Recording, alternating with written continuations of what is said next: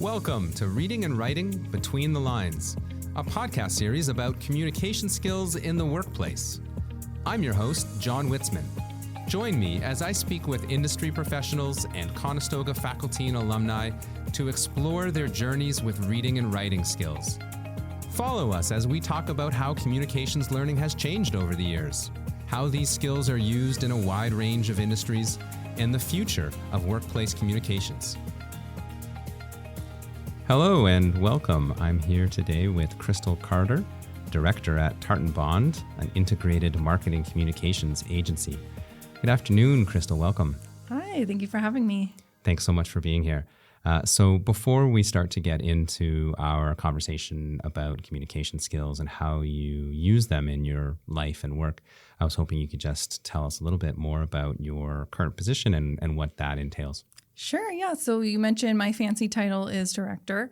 What that means is I oversee our Toronto office, and we supply strategies for our clients in public relations and website, SEO, social media, all sorts of things. We really run a gamut of service offerings.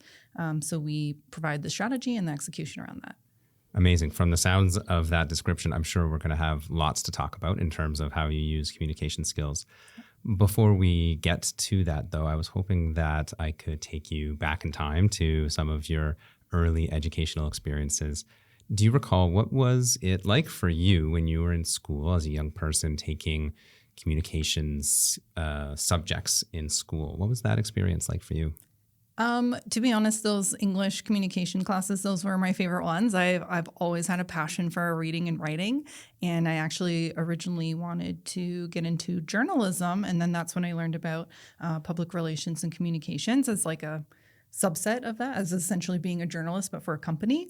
But yeah, I always really loved English and communications classes a lot. Do you remember, was there something that sort of sparked that passion? Was it a particular teacher or course, or was it something at home? Yeah, that's a good question. I mean, I grew up, like when I was 6 years old, I was sneaking my mom's novels. Like I loved reading. I wouldn't say there was a particular teacher, but I loved the books that we were reading in classes, like, Catcher in the Rye and those classics. I just really loved them. And I was definitely the person, I don't know if I should be admitting this, but I was the person that people would pay to write their essays. That's okay. Because I just had a knack for it. So this would have been in high school? Yeah, in high school. I'd actually love to talk about that a little bit more if you're comfortable. Yeah, absolutely. When you had classmates or friends approach you for help, let's call it. That's a nice way of putting it. Thank you. Did you get a sense of what it was about that kind of work that brought them to you? Did they ever express, or did you ever get a sense of what made it difficult or unpleasant for them in sort of the opposite way to what made it feel so natural for you? Mm-hmm. Yeah, I think there wasn't an underlying like passion for writing. It really felt like a chore. Right. It really felt like they needed to, make up flowery words to put into an essay. And it was like pulling teeth for them, of like, how do I reach this like 500 word maximum or whatever, Totally. Where that just came very naturally to me in the same way that math does not come naturally to me. But I think everyone kind of plays on their strengths. I'm so interested in these kinds of origin stories, in the time of Marvel and superheroes in the movies. We always get their origin story. And in talking to people here, I've started to hear a range of different early impressions of this kind of work, this kind of study. And some people, like yourself, it just clicks.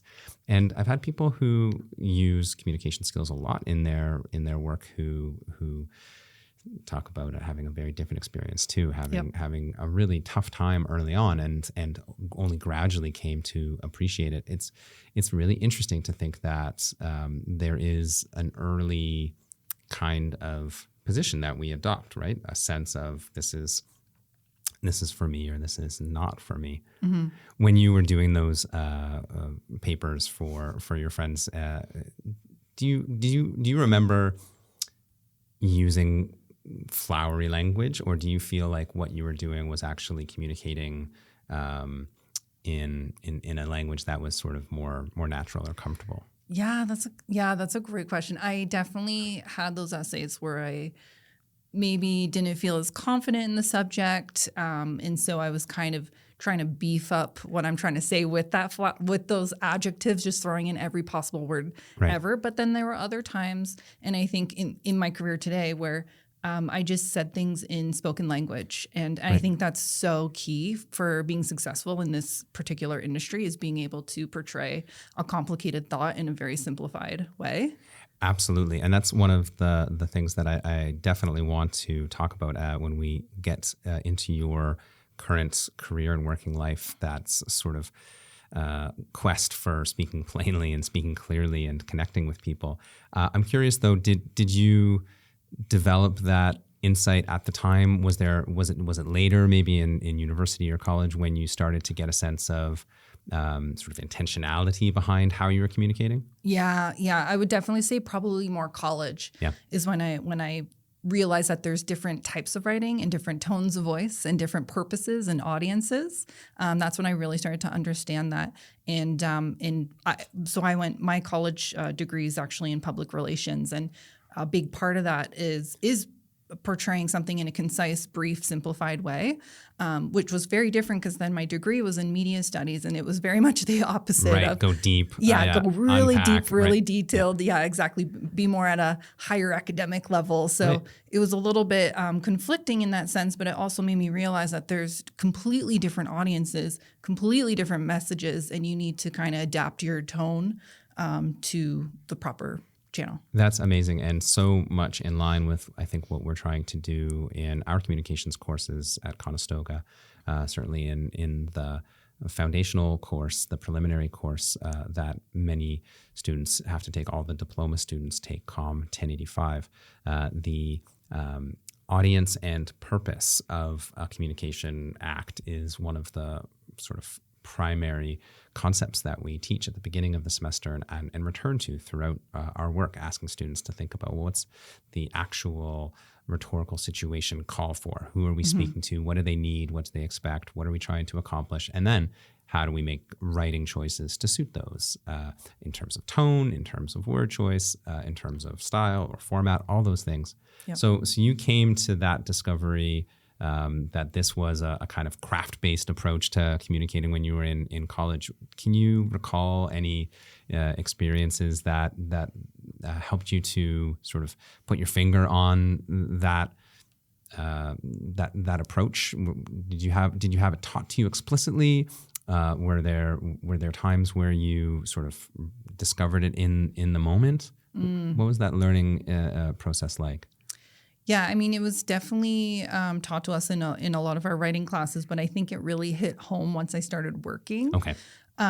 In one of my examples is that I used to work for a startup, and we created like a healthcare technology, and so the way that we marketed to the end consumer, the end user, was very, simple, plain language. Here are the benefits to you. But the way we sold it to a doctor or a visual aid specialist was completely different. It was more scientific, really getting into the nitty gritty of like how it worked, using more like technical jargon to describe that, because that's what they required. Right. That's a terrific example. Do you remember, as much as you were starting to see the kind of power and wisdom of changing your approach given the particular audience and purpose, as much as that was starting to sink into you, do you remember looking around, seeing some of your classmates sort of not noticing that was the way forward, or struggling to adapt how they spoke? Yeah, I mean, and to be honest, I might have even been one of those students. Yeah.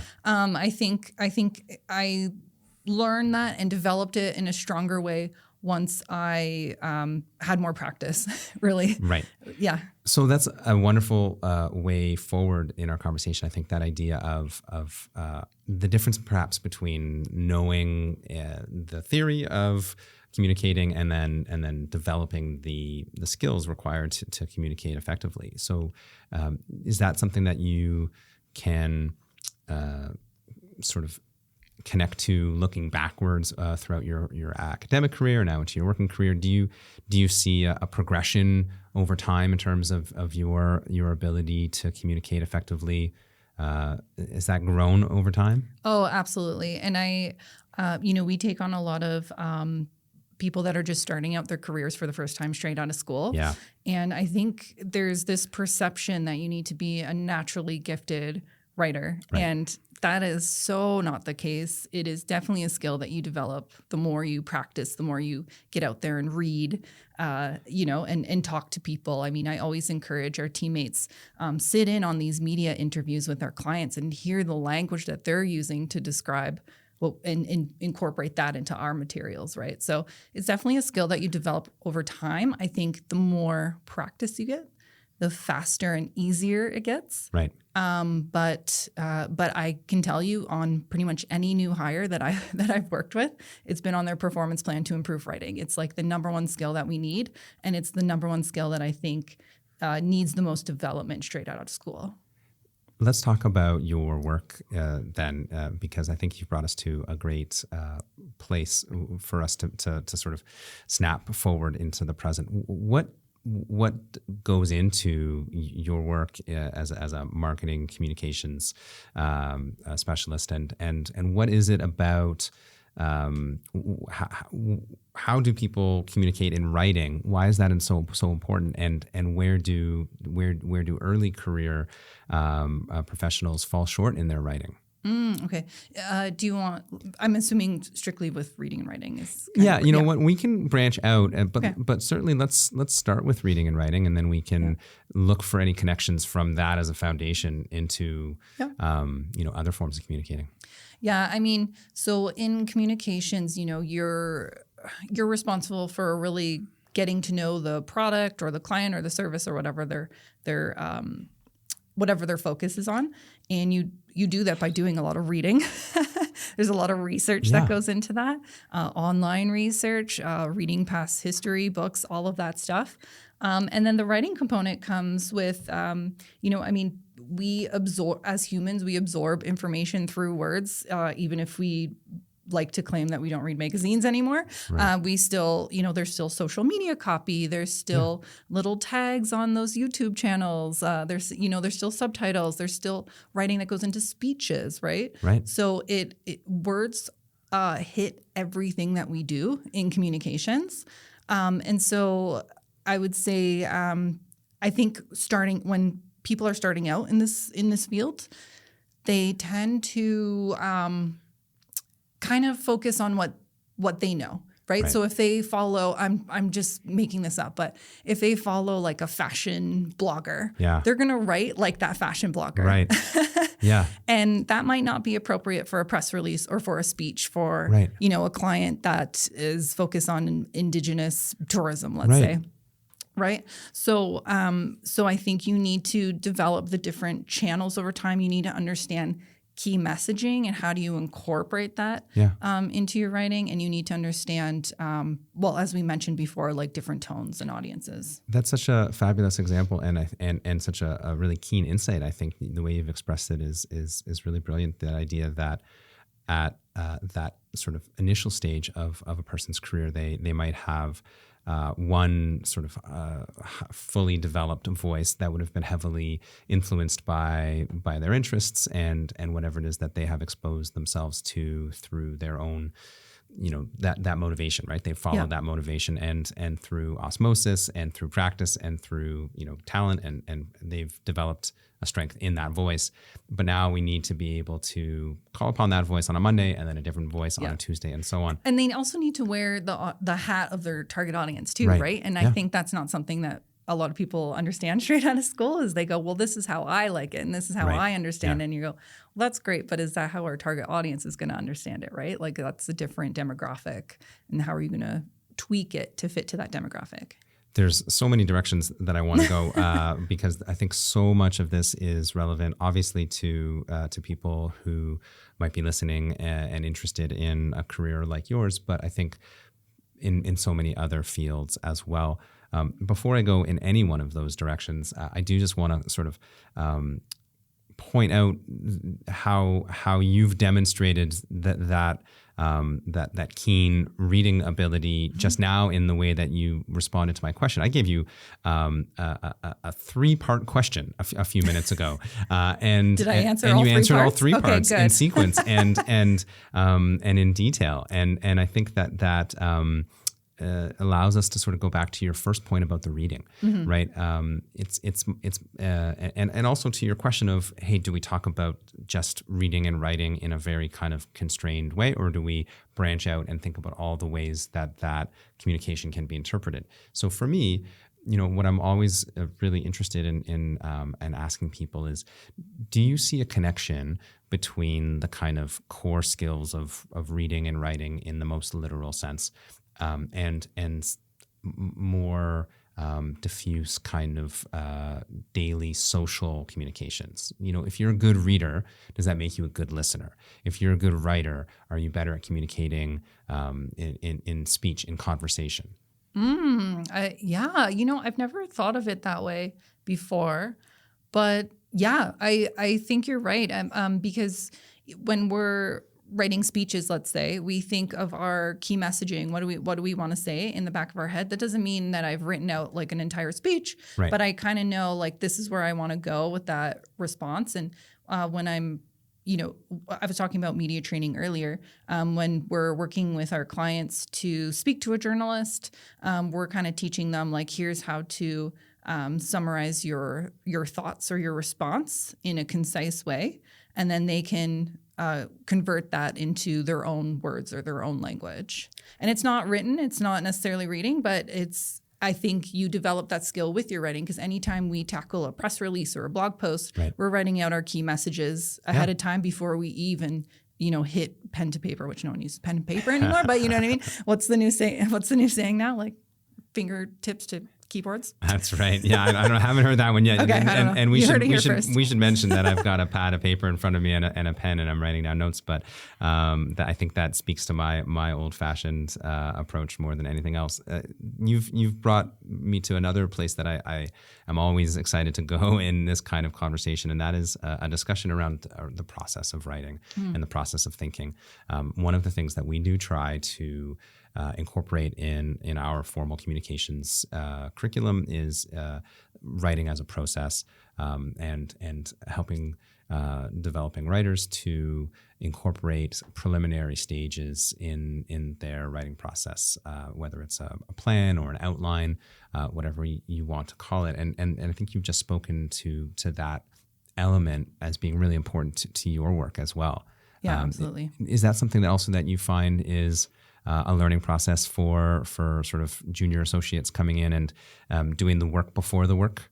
Yeah, absolutely. I think a lot of people think, again, kind of going back to that thought of thinking you need to be a naturally gifted writer and these words just come out of you. And it's like, if you ever listen to a musician, they're telling you it's a process. They've gone back, they've gone over it. They've maybe, held the chorus because they haven't figured out the chorus yet. And then they go back and they figure it out later, right? Yeah. And the same thing is with writing. So you kind of approach it as you start with your research. You identify what are your goals, what are you trying to achieve with this piece of writing, who are your target audiences, and then you identify the summary and your key messages. And that, I find that in itself kind of gives you a bit of an outline. Then you actually write the piece. Right. You rewrite the piece. You probably rewrite it maybe another time, and then you give it to someone else to edit, because we've learned that you don't see your own mistakes. Absolutely. And then you go back, you give it a final view, and then you send it off to the client. And then guess what? The client's going to have some edits as well. Right. Yeah. And So and it's a process. It is, right. And I think that's probably so useful for people who might be listening to this, to hear you break down the steps along the way to a finished product, and to connect that to the kinds of assignments that they might be seeing in their coursework that is encouraging them to do a similar kind of approach, right? Where you are actually taking steps as opposed to that flurry of last minute inspiration, let's call it, that sometimes we do when we don't yet have a process, right? When we don't yet have a discipline. It also, like in that research phase is number one, helps cut down that flowery, the part that people find difficult writing is pulling out that information. But if you do that research up front, it's gonna flow a lot more naturally, and it's not gonna be as painful in the writing process. So Absolutely. do that reading up front, and your writing process will be so much easier. You talked about the research process, the reading process, as being perhaps different now and different in a communications landscape than people might be thinking of when they think of reading. If they're listening right now, they're thinking of their textbook. They're thinking of that novel from grade 11 that they didn't particularly care for. And yet it's, from the sounds of it, so much broader than that.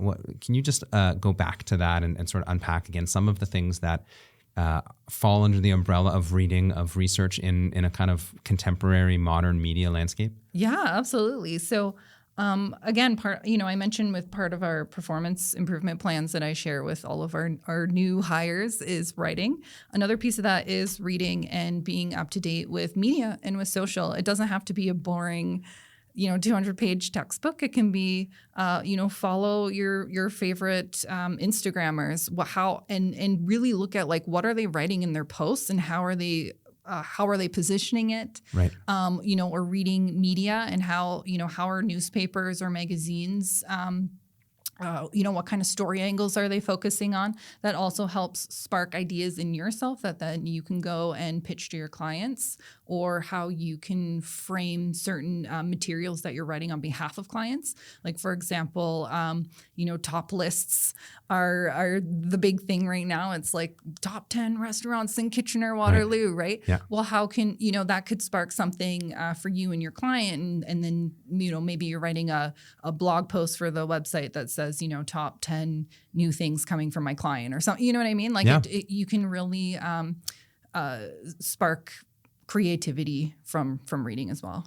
I think that's a great way of describing it, right? That it's not just a one-way process of taking in, but that you're also immersing yourself in this domain of literacy, right?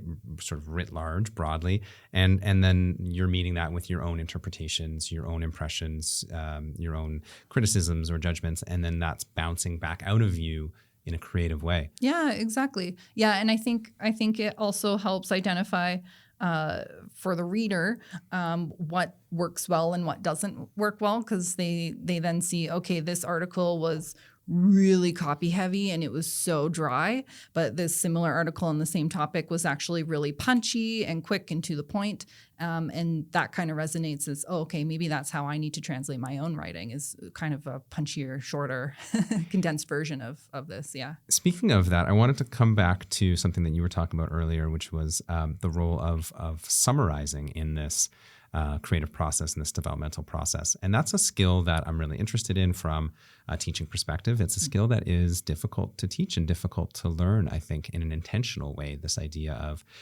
digesting a large body of text or a large body of information and condensing it to the most essential components, stripping away the elements that aren't essential. It's difficult because at the early stages of a learning process, one might not know what is essential and what isn't, right? Somebody who's sitting down to highlight their textbook at an early stage of their learning career might be inclined to highlight that whole page. And as they turn their page, they have it sopping wet and it's practically see-through, because at that moment, everything seems important. Yep, I remember those days. Right? I do too. I was guilty of that as well. Yeah. And so I'm curious to know whether you have any insights from the other side of that journey, now being clearly attuned to that rather kind of fine-tuned craft of stripping away a body of text or a set of ideas to hold on to only what's essential. Do you recall, what did you learn along the way that got you here? Is it simply something that you take in through osmosis? Are there sort of concrete lessons to be learned along the way? Yeah, I mean, I learned a couple tips throughout my years, which I'm happy to share with anyone who wants to listen. I'm writing it down with my old-fashioned quill here. One of them is try to summarize to 10% of what you're reading. Oh, brilliant. I like that. So if it's a 100-page document, try to get it down to 10. And how are you going to do that? What are the key, what are the key concepts that you want to pull into that? How can you reword it? The other thing that I do in one of my many rounds of revision is focus on making things more concise. So did I put 2 redundant words together that I can cut? Right. I literally go through sentence by sentence and I will cut words if I don't need them. So that's like another way of doing it. And then another tactic that's really popular in the PR world is, especially if it's a complicated subject, is how would you explain this to an 8-year-old? Right. Right. And guess what? An 8-year-old's not reading a 200-page textbook. So right. You need to condense that real tight and real simple. And I think if you can explain it to a child, then it's probably good enough for a website. And it's important, I think, to point out that the imaginary child in this scenario isn't not smart, right? It's not that you're speaking to an audience who is not intelligent. It's that you're speaking to somebody who is actually quite skilled at stripping things down to their essence and demands that succinctness and that clarity from the people that they communicate, right? That's what they want. They're actually pretty sharp. Yeah, exactly. I mean, we use the child example because it shows like simplifying concepts, yes. difficult concepts. But, also conciseness can also be to a CEO, right? A CEO has a minute? You might get 1 minute of your time. So how are you going to explain a complicated, scenario to a CEO that's probably brilliant, but it's got 1 minute? This is a really fruitful area for us to chat to, because we've heard this in many conversations that we've had on this podcast. People's clients, people's coworkers, people's managers and employers all seem to be very busy and Yep. and really do demand and require, not out of impertinence, but just out of necessity. They need that succinctness. Do you recall failing to deliver that succinctness at times? Do you remember getting Absolutely. Yeah. What was that like? So it's funny that you say that. I remember doing a personality thing in my first role out of school.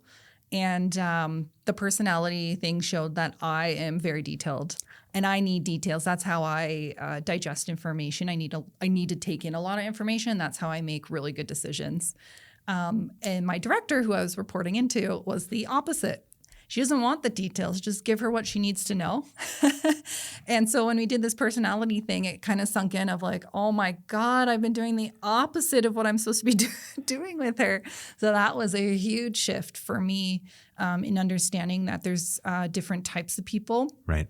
And you need to kind of adapt your communication style to their style. Yeah. And when it comes to more senior folks, no matter what their personality is, they've only got a few minutes. So how do you really condense what you need to say in order to get what you want? Right. In a sense. Yeah. And I think that you're speaking to strategy here, right? Yes. That communicating is sort of part of a larger process of or project of thinking, that of being intentional in the world, and not to get too sort of abstract, but in order for you to come into that meeting or to deliver that one pager, you would have needed to have done a lot of preliminary thought and review in order to not just strip away what's not essential, but also to be clear about what it is that you're actually trying to achieve, what they want, right? Long-term implications of whatever it is that you're proposing.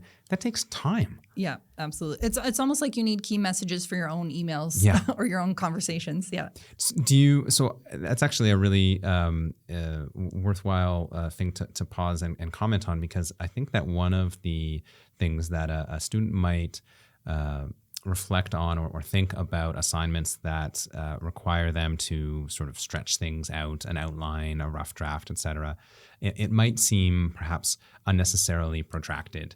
And they might think, rightly, it would be ludicrous to imagine doing this on every email. And we joked about that just now. And yet, do you think that when you're writing an email fairly quickly, or sending out some of the everyday communications that you don't even really think about that much. Do you think that you're actually in the background doing some of those kinds of mental calculations at speed because you're at the point now where you've developed that ability through that explicit kind of practice? Are you able to do that really sort of almost in the background because of all that preliminary work? Yeah, absolutely. And sometimes I still need to think about it. Right. Sometimes it's not always natural. I mean, yesterday I had to write an email to a client and I realized, oh, my tone might come off a little attitude-y and I Right. don't want the client to think that. So then I was changing a few keywords just so it sounded really friendly and you know what I mean? Like Yeah. that we're teammates, which we are. But yeah, I absolutely still think about that, especially with tone. I find when you're not hearing someone's voice, tone can be completely misconstrued. And when Yes. you're talking to a boss or a client, that can be a scary thing sometimes. So it is important that we're putting thought into our emails, and not that you need to spend hours on it, but you should always give a second read before you press the send button. Yeah. I remember early in my career, my boss, my original manager, telling me, if your email was forwarded to the CEO, would you be comfortable with that? That's And think of that with every email you send out. Yeah, that's great. Yeah. I'm picking up some nuggets here with the 10% summarizing rule and imagining it. It's perhaps a good opportunity for us to start to think about and talk about the particular moment in time that we're in now, and start to look forward in terms of how communications might be changing. I mean, you spoke just now about the sort of miscommunication that can take place when you're not face to face, and so much of our interactions now are virtual and increasingly so, right? We're Yeah. texting, we're on Slack or whatever other sort of group messaging service. We're on Zoom, we're in emails. Have you noticed, even just in the last couple of years, as we've become more remote, that the way that you communicate with your coworkers, with your clients, with your managers, is that changing? Is it getting harder? Are things sort of falling through the cracks? What's that like? Yeah, it's interesting that you bring that up because I am noticing that there's a lot more, what's the word for it? Like misconceptions or misunderstandings that happen because of the lack of tone, because we're missing that face-to-face point that we used to have prior to the pandemic. Right. And so I'm always encouraging my team to pick up the phone, or I always say, if you're starting to sense that someone in an email or through Teams or whatever it is maybe unhappy, just pick up the phone. Yeah. You know what I mean? That problem is solved immediately the second they hear your tone of voice. Yeah. But I find there's always this back and forth, and it gets, it can get really nasty if you don't just like pick up the phone. Yeah. Yeah. And the medium is the message, right? That's what they always say. That's right. And it's amazing how powerful a phone call can be now, because it feels so intimate. It feels so connected in a way that it didn't before. I'm actually coming around to emojis in professional communications. I actually think they can be helpful, right? Yeah, absolutely. Yeah. I do that a lot. Some of my clients are on WhatsApp. Some of them are on Teams. And of course, I'll send a little, smiley or whatnot. But again, you have to pick your audience, right? And there's certain clients or CEOs that might not find that as cute as the others. So I think you need to pick the right audience and the right message for sure. What about the digital elephant in the room? How is generative AI affecting your work environment and the way that you do your work? That is such a hot button topic right now, for sure. Right now, there's worries in our field that it's going to replace our jobs. At the end of the day, I can't imagine that happening, because the technology still needs someone behind it giving it prompts, right. Someone with that history and that knowledge. And the work, I've tried using it myself, and I find it helpful in terms of cutting down hours that I'm spending on certain things, coming up with that first outline. but not as a final product, not anywhere close to being a final product at this point, you know. And I can give you an example. I wrote a press release for an announcement for one of my clients. And then I thought, I'm going to try this AI thing. So I put the press release in ChatGPT and I just said, can you turn this press release into an opinion editorial piece? Because typically op-eds take me about 3 to 4 hours to write. It just spits it right out. I read through it. It was a great outline. Yep. I still spent another 40 minutes giving it heavy edits. The reason is because I have the background on the client. I understand their tone of voice. I could add in little personal quips that I know about them that ChatGPT is just never going to know. Right. But you know, it cut down my 3 to 4 hour session into 40 minutes. Yep. So it's a really powerful tool if done right. Yeah. But it's not one that you can completely rely on. No, and it's also interesting to think of it as a tool that has a disproportionate value or benefit to users depending on where they are on the sort of experience spectrum. So to somebody who is still developing their sort of foundational skills, it might seem to be all they might ever need. And yet to somebody who's more experienced and more advanced in their development, they see it as really just a starting tool. And yet more beneficial probably to that person at the senior level as a time saver, as a sort of preliminary draft, than it is to the person who might be inclined to just take it and use it whole cloth. I completely agree with you. And I think in order to be a strong editor, you need to be a strong writer first. Yeah. And if you're not practicing that skill because you're too reliant on these tools, then you're never going to get to a point where you can be a strong writer or a strong editor. Yeah. And these tools need an editor. They're not there yet, at least not right now. Not right now. Yeah. And they may be, and it's an interesting challenge for me as an educator, because I can feel a lot of empathy for somebody who might be at the developing stage of their learning, and wondering, where do they find that motivation to go through the repetitions when here's this thing that can seemingly do it all, especially if I'm not at that stage where I can see the subtle gradations between pretty good and actually good. Right. What motivates me to put that aside and do it by hand? How do I know? How do I believe in this journey that you and I are describing? Yeah, I don't know if and I don't mean to present it to you as if you should answer that, because that's a big one. I truly mean those questions rhetorically. I don't know the answer to them necessarily either. I think that the best I can offer by way of answer is the kind of conversation that you and I are having, right? That there isn't really a shortcut to developing this set of skills, or really any set of skills. That skills by definition get developed over time through practice, with mentorship, with experience, with mistakes, right? With reflection. Yeah, absolutely. I think whenever you're developing any skill, reading, writing, or, science, math, whatever, you need to understand the thing that you're practicing inside and out, and you can't do that unless you're doing it yourself. Does that make sense? I think so. Well, and that was going to be my next question. If there was a better version of generative AI that could get you all the way there to the press release, to the op-ed, not just 40 minutes away, do you think you'd want it? What would be left in your job if we had devices that could do that to the level that you'd be satisfied with? Yeah, there's still strategy. There's still strategic thinking. There's still, you still need to be a strong prompt writer. And that is actually a skill set that they're telling us now in the communications field we need to develop.